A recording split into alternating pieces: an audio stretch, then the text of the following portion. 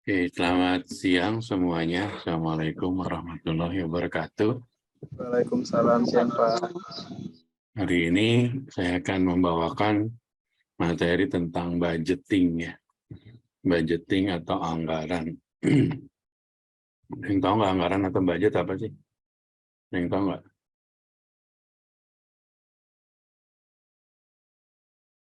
Oke, kalau nggak Dwi Kartika Putri bisa tolong baca Dwi.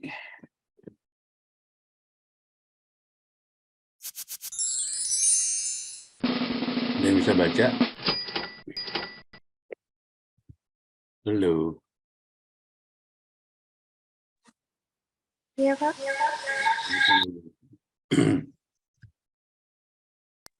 Dibaca.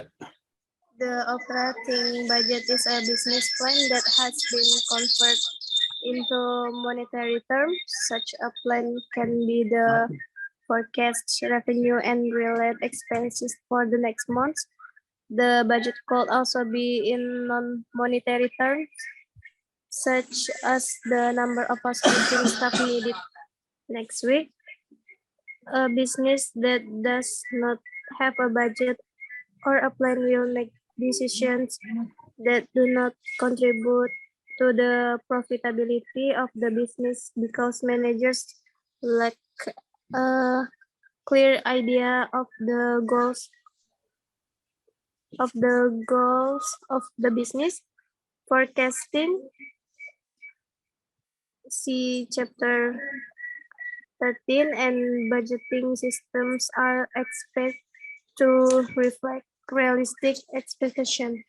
Oke, thank you. Jadi pada prinsipnya nanti kita kalau di hotel atau di bisnis apapun pasti kita harus membuat anggaran atau budget waktu kita pertama kali hotel buka atau restoran buka kita membuat budget. Nah, budget ini gunanya adalah untuk sebagai alat kontrol dari operation. Kira-kira budget bulan ini berapa yang harus kita achieve ya. Nah, dari situ jadi jelas kontrol nanti dari GM nyampe ke FBM turunin ke FB supervisor turunin ke waiter waitress, semuanya ada target nanti. Bisa hari ini jualannya harus langsung misalnya ada 9 pack atau ada 20 pack dan sebagainya. Nah, budget ini akan dibikin biasanya misalnya tahun 2023 kita udah mulai bikin dari bulan Agustus. Biasanya ya Agustus, September nanti akan dicek bolak-balik, nanti owner approve, jadi tahun depan udah pakai budget yang baru gitu ya. Jadi budget itu membantu kita untuk organisasi, untuk kira-kira berapa tadi yang saya sampaikan jualannya gimana, kira-kira harus berapa pack setiap harinya, terus expense-nya juga harus gimana supaya bisa dikontrol, supaya kalau revenue-nya turun, berarti expense apa aja yang bisa kita saving atau bisa kita cut atau kita bisa tunda dan sebagainya. Begitu dengan staffingnya. Kalau kamu restorannya misalnya tahun depan kamu akan tambahin seating capacity-nya atau di hotel akan nambah ballroom. Berarti kan akan nambah orang ya. Nanti F&B tadinya misalnya cuma 10 orang karena ada tambahan ballroom, ada tambahan outlet baru, nanti pasti harus membutuhkan orang. Nah, waktu ballroom tambahannya mau jadi, kita harus sudah mulai bikin budgetnya, kira-kira berapa keperluan pegawainya, terus kira-kira bisa berapa kali meeting sehari, ada weddingnya berapa sebulan, segala macam. Jadi budget ini sangat membantu buat operation. Tapi banyak juga hotel yang di running yang nggak proper gitu ya, jadi hotel nggak pakai budget, jadi gimana ownernya aja gitu. Ownernya hari ini minta jualan, parameternya yang tahu hanya owner doang gitu. Nah, kalau budget ini jadi dua sisi. Jadi owner udah approve, operator atau kita sebagai pelaksananya udah sama-sama dapat figure angka yang sama. Jadi ada kesamaan target atau goals-nya gitu ya. Nah, repot kalau kamu hotel nggak ada budgetnya, nggak ada anggarannya. Nanti kamu parameter keberhasilan kamunya apa gitu. Kalau ada budget kan bisa katakan kamu over budget kah, atau under budget kah, atau nggak achieve, atau achieve budget dan sebagainya ya. Di sini ada yang mau nanya nggak? Kalau nggak ada saya lanjutin. Jadi budget itu di hotel ya, kita cerita hotel atau restoran dibagi dari beberapa tipe. Yang pertama operation. Nah, nanti kamu F&B bikin juga budget sendiri operation F&B, kitchen bikin sendiri, FB service bikin sendiri. Nanti digabung jadi satu namanya budget departemen dari F&B. Nah, budget departemen F&B nanti digabungin lagi sama departemen-departemen hotel lain ya. Makanya jadi budgetnya hotel. Saya udah record belum tadi ya? Udah kayaknya ya. Nah, dari masing-masing operation ke departemen, dari departemen nanti jadi hotel budget ya. Nah, di dalam budget ya kita membahas tentang kira-kira ada cash atau uang masuknya berapa seperti saya sampaikan kemarin, ada yang cash flow, ada cash out ya. Jadi di budget itu nanti kita bisa tahu kira-kira tahun depan kita dapat duitnya berapa, estimasi ya. Tapi actualnya nanti kita akan lihat antara actual versus budget seperti apa. Nah, kalau membuat budget, jadi awalnya kita bikin master budgetnya dulu. Jadi misal tahun depan nih, misalnya kamu di Hotel Windem, Palembang, tahun 2023 kita akan achieve misalnya pengen naiknya bisnisnya 10% dari tahun ini. Nah, dari master ini nanti diturunin, operation, bikin dulu operation. Biasanya kita bikin dari sales dulu ya. Orang sales akan bikin dulu budget tahun depan kira-kira okupansinya berapa. Nah, nanti dari okupansi ini baru F&B bisa dapat turunan nih, berarti kan ada yang penjualan dari kamar untuk breakfast. Nah, nanti F&B bikin juga sendiri kira-kira tahun depan ini mau bikin kalender eventnya apa aja dari Januari sampai Desember. Misalnya Februari ada Valentine atau bulan Maret Mei ada Idul Adha package, ada school holiday, segala macam itu udah dibikin selama 1 tahun. Begitu juga dengan rooms dan sales, dia bikin namanya kalender event gitu ya. Nah, dari situ nanti dikumpulin, nanti dijadiin satu di laporan keuangan. Nanti di masternya jadi satu, dari satu hotel itu dikumpulin di finance, nanti jadi satu budgetnya. Nah, di sini nanti ada turunannya kira-kira cash budgetnya berapa. Untuk tahun depan kira-kira perlu belanja apa nih, misalnya bangket kurang kursinya, atau kurang cover chair-nya, atau kurang apa sih namanya table IBM table-nya kurang gitu ya, round table-nya kurang, Chanoware kurang. Nah, itu harus dianggarkan. Jadi waktu tahun depan itu kamu diharapkan semua barang-barangnya sudah siap untuk jualan. Jadi Chanoware, glassware-nya udah ready gitu ya. Jadi turunannya ini ya, dari master budget turun ke operation nanti sales biasanya yang duluan bikin, habis sales bikin baru room, F&B sama departemen lain bisa bikin budget ya. Nah, nanti setiap tahun kalau udah budgetnya udah jadi, kamu akan melakukan review. Review itu adalah kamu compare antara posisi aktualnya, misalnya tahun depan kamu udah bikin budget bulan Januari revenue-nya segini ya, F&B ini ceritanya. Tapi actualnya segini. Jadi actualnya misalnya dibudgetkan tahun depan ada 150.000 euro gitu ya, misalnya karena ini pakai euro. Terus kamu achieve-nya actualnya 165. Ini bagus atau jelek nih? Ada yang tahu nggak? Bagus, Pak. Ada peningkatan. Ada peningkatan ya. Jadi kalau apa namanya revenue kalau lebih besar itu artinya peningkatan. Tapi kalau expand gimana? Ini expand-nya nih. Dibudgetin expand-nya 2.500 tapi actualnya 3.200. Bagus nggak? Enggak, itu kan ada pengurangan, Pak. Ya, jadi karena dari sini kalau revenue harus naik, tapi kalau expand kan bisa mungkin jangan naik ya. Tapi kadang-kadang kan ada variabel expand namanya ya. Jadi setiap revenue naik, expand-nya karena naik gitu, variabelnya ikut naik. Contohnya apa coba yang variabel expand di F&B? Yang tahu nggak, Pak? Variabel expand di F&B apa kira-kira?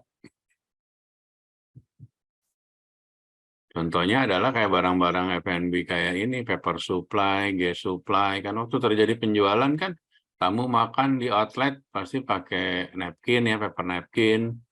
Terus pakai apa lagi ya, gas supply yang ada, Chanoware, glassware dipakai, nanti ada biaya cuci dan sebagainya. Nah, itu kan timbul variabel. Variabel itu artinya jika terjadi revenue, akan mengakibatkan juga terjadinya expense. Nah, expense-nya biasanya yang variabel ya.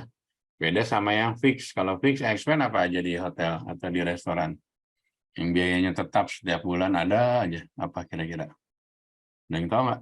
Biayanya apa aja yang tetap? Biaya sewa, Pak. Biaya apa? Sewa tempat. Biaya sewa. Terus apa lagi?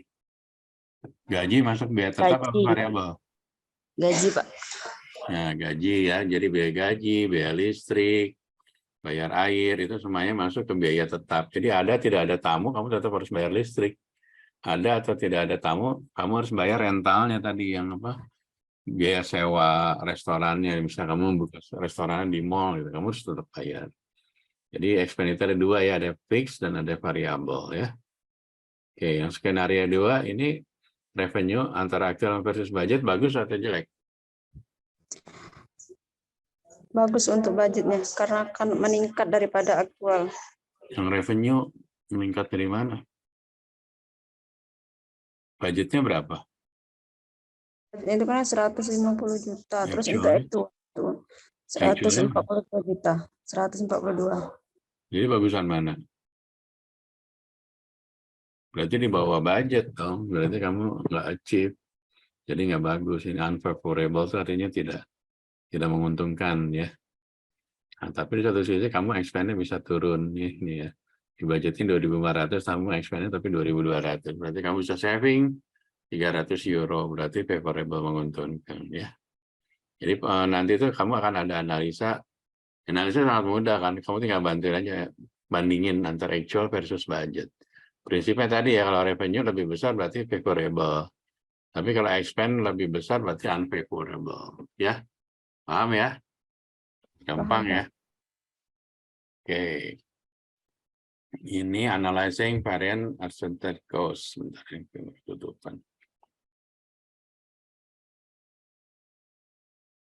Ini juga sama seperti yang saya sampaikan tadi kan.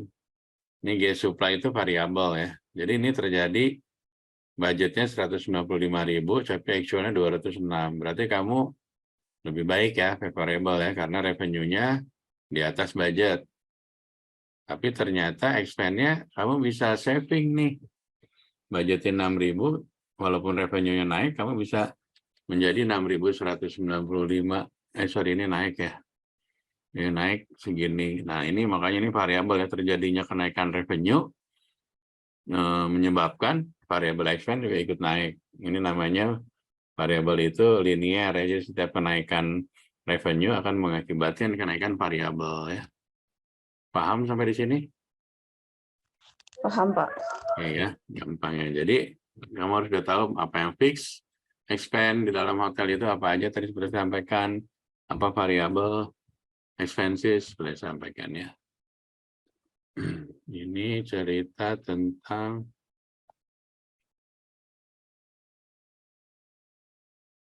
nanti ke depan itu kamu nanti ada apa sih namanya, ada analisa seperti ini ya. Jadi berapa kenaikan dari sisi harga dan berapa kenaikan dari sisi expense, nanti efeknya ke apa namanya, ke profit seperti apa.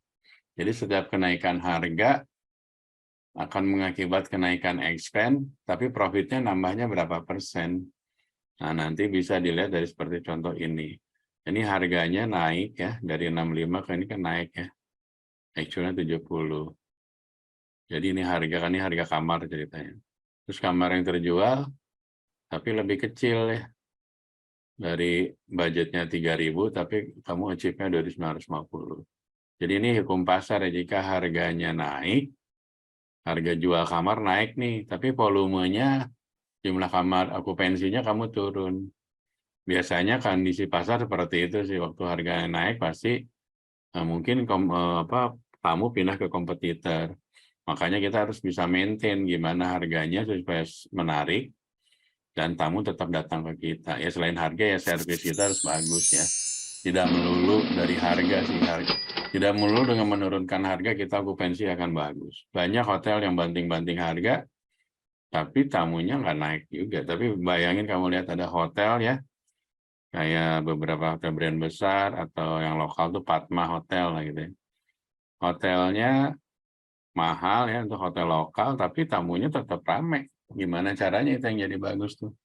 Harganya bisa bagus, harganya bisa tinggi, tapi okupansinya tetap bagus. Itu yang jadi problem di dalam industri hotel saat ini. Banyak GM-GM nurunin harga, tapi penurunan harga itu tidak sebanding dengan kenaikan tingkat hunian atau okupansi ya. Oke, selanjutnya sama ini nanti kita mau melihat berapa sih kenaikan dari sisi harga, berapa kenaikan dari sisi kuantiti. Nanti kamu bisa pelajarin ya dari ini apa namanya PowerPoint nanti saya share ya. Jadi setiap kenaikan nanti sebenarnya analisanya waktu naik ini ARR segini menyebabkan kenaikan room revenue berapa persen atau berapa room sold. Nah, kalau di sini kan seolah naiknya $5 ya, 5 euro, tapi tamunya jumlah kamarnya berkurang 50. Jadi kita nanti secara reporting ternyata dengan kenaikan harga itu tuh menyebabkan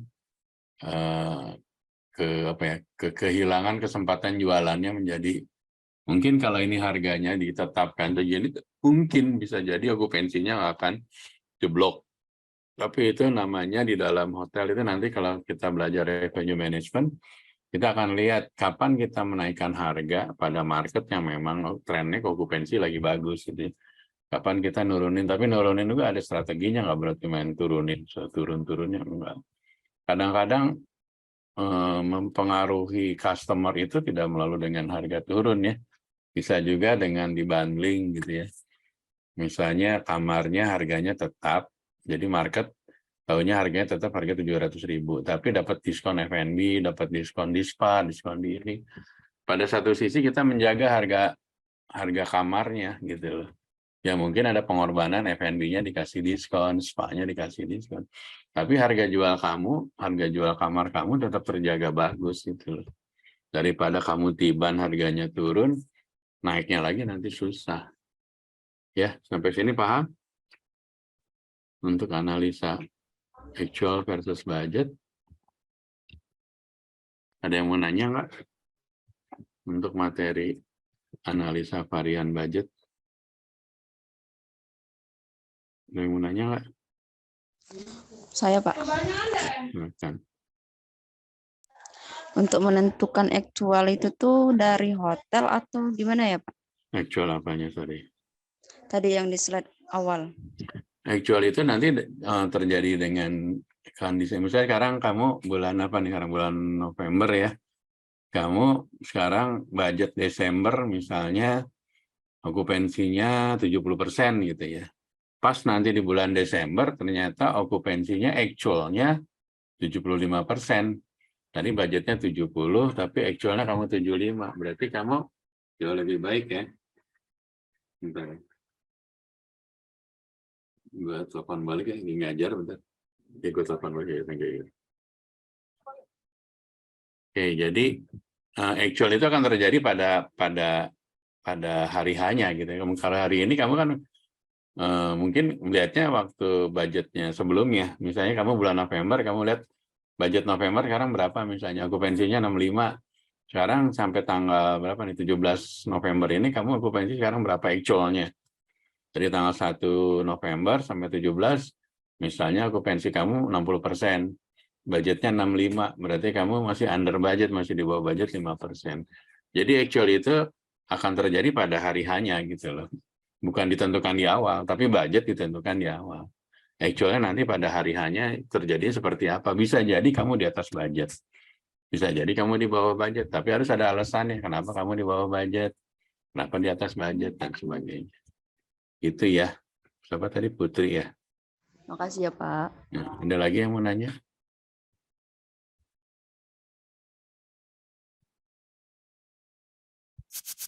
Ada lagi yang mau nanya? Kalau nggak ada, saya akhiri untuk mata kuliah budget dan varian ini ya. Dua kelas nanti biasa tolong difoto ya untuk saya supporting dokumen absennya ya. Oke, kalau nggak ada nanti materi saya akan share dan videonya akan saya share ya. Thank you and see you next week ya.